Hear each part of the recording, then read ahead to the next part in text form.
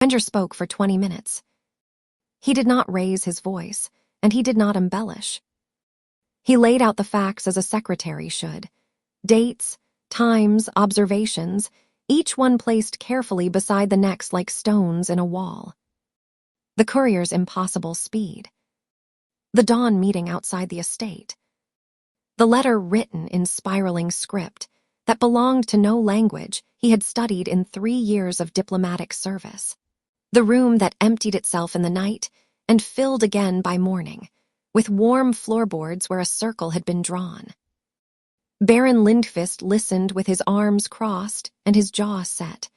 Count von Dessau listened with his hands flat on the table, pressing down as though the wood might move beneath them. Neither interrupted. When Wenger finished, the silence in the hall had a quality Marta had not felt before, not the heavy, combative silence of the previous sessions, but something sharper. The silence of men recalculating. Lindqvist spoke first. "You expect me to believe that your own delegation harbors a saboteur." "I expect nothing, Baron," Wenger said. His voice was steady now, steadier than Marta had thought possible. "I am telling you what I saw. And the burned villages, also this Brandt's doing. The villages burned. That is real, and I would not diminish it. But the dispatch was redirected. It was placed in your hands instead of the Count's at the precise moment calculated to destroy these talks. Ask yourself who benefits from that." Lindqvist's gaze moved to von Dessau. The Count had not spoken. His face was the color of tallow, and his hands had not lifted from the table. "Friedrich," Lindqvist said, dropping the formal address for the first time.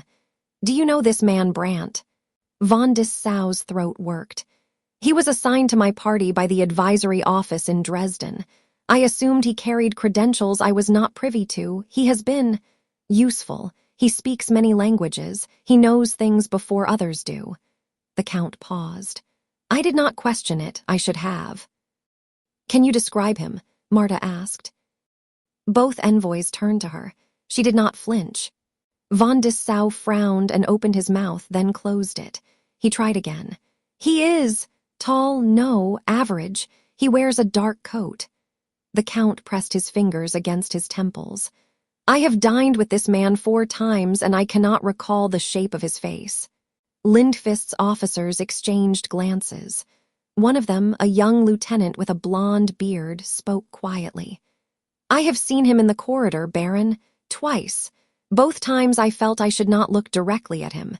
It was not fear, it was more like forgetting, as though my attention slid off him like water." The hall was very still. The hearth fire burned straight and steady for once, and Marta noticed the absence of the hum with a start. It had been gone since that single deep note at the end of Wenger's testimony, and the silence where it should have been felt watchful. Not gone, waiting. Lord Henrik stood.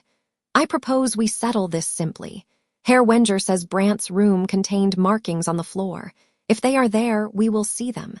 If they are not, then Herr Wenger's account is merely the observations of an exhausted man in strange country, and we will proceed accordingly." He looked between the 2 envoys. "Together, all of us. No one goes alone and no one is excluded. Agreed." Lindqvist nodded curtly. Von Dessau hesitated, then said, "Agreed." They went. The Saxon delegation had been quartered in the East Wing, the older part of the manor, where the walls were thicker and the corridors narrower. Marta led the way with a lamp because she knew the passages, and behind her came her father, then Lindqvist and von Dessau side by side for the first time since the talks began, then Wenger, then the blonde lieutenant carrying a second lamp. Their footsteps echoed strangely, as though the stone beneath them was hollow. Brandt's room was at the end of the corridor. The door was closed. Von Dessau knocked. No answer. He knocked again and called Brandt's name in German. Nothing. Lord Henrik produced a key. "My house, my locks." He turned it and pushed the door open. The room was furnished. A narrow bed with a wool blanket pulled tight. A wooden trunk closed.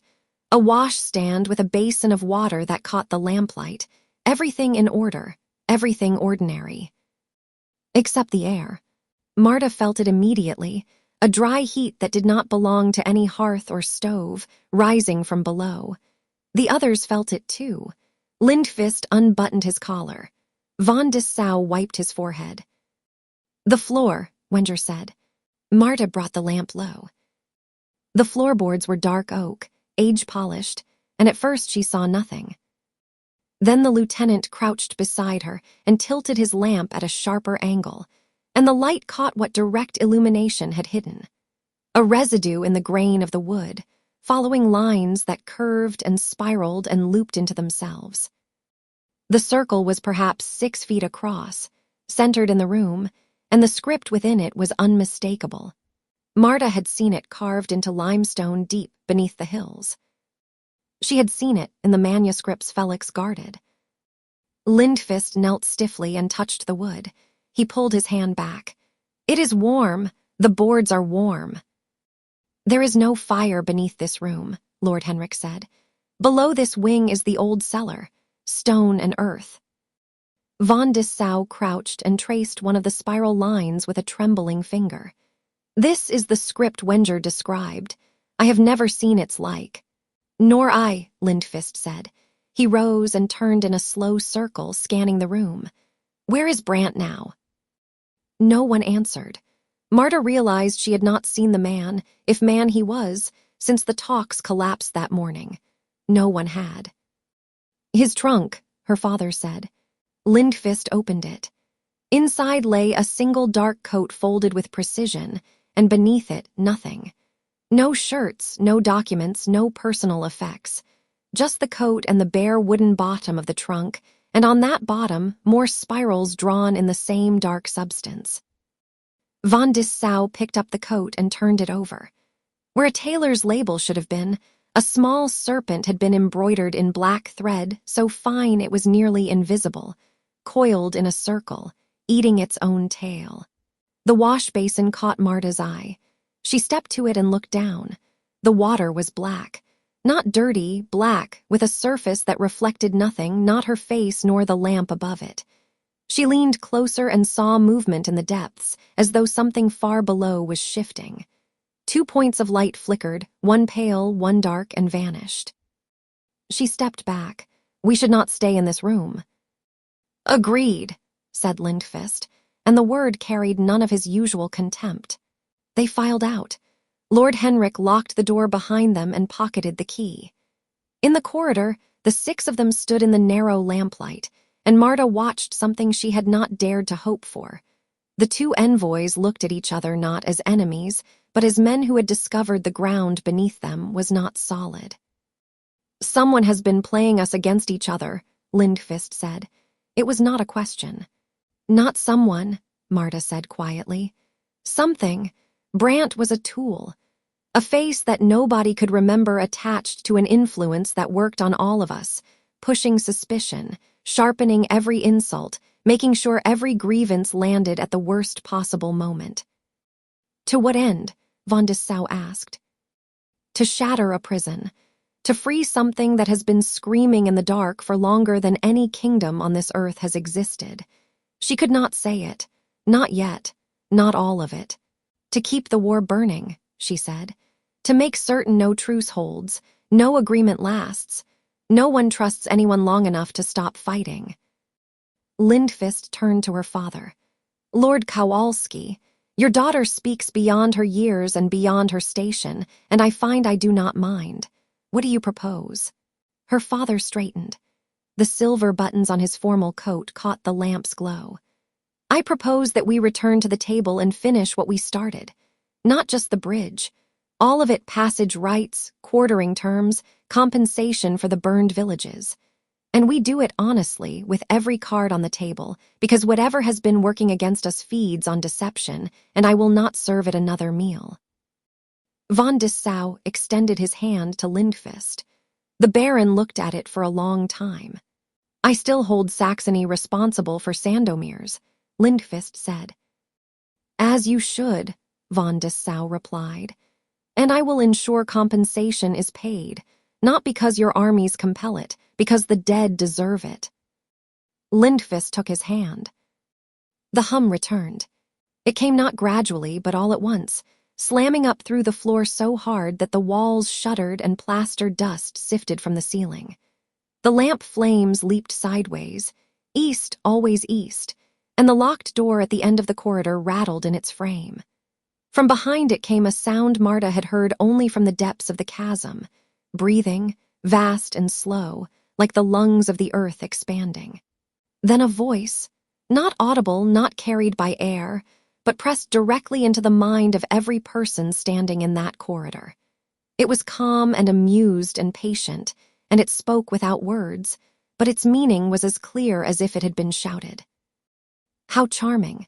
You think a handshake mends what 12 years of butchery have torn. Lindqvist staggered. Von Dessau gripped the wall. Wenger dropped his portfolio and pressed his palms over his ears, though the voice came from no direction ears could block. Lord Henrik placed himself in front of Marta, an instinct she loved him for even as she stepped around him. The locked door cracked down its center. Through the gap, the darkness inside Brandt's room had changed. It was not the darkness of an unlit space.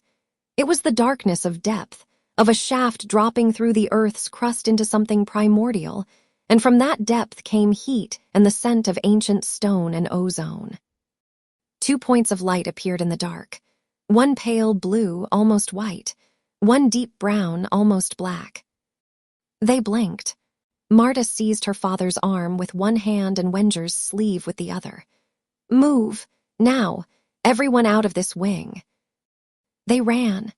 Behind them the breathing deepened and the corridor walls groaned, and the spiral frost that had cracked from the windows reappeared on the stone, racing along the passage in lines that glowed faintly before fading. The voice did not speak again, but its amusement lingered like perfume in a room after its wearer has gone. They reached the great hall breathless and shaking. Marta pulled the heavy door shut and turned to face the men who, for the first time in days, were not looking at each other with suspicion. They were looking at her. What is beneath those hills? Lindqvist asked. Something that was locked away before any nation you have ever served existed, she said. And it is almost free. What you do in the next day, whether you keep the promises you just made or retreat into old hatreds, will determine whether it stays imprisoned or walks the earth again. She watched the words land. She watched them struggle against reason and politics and everything these men had been trained to value. And she watched, with fragile hope, as neither envoy turned away.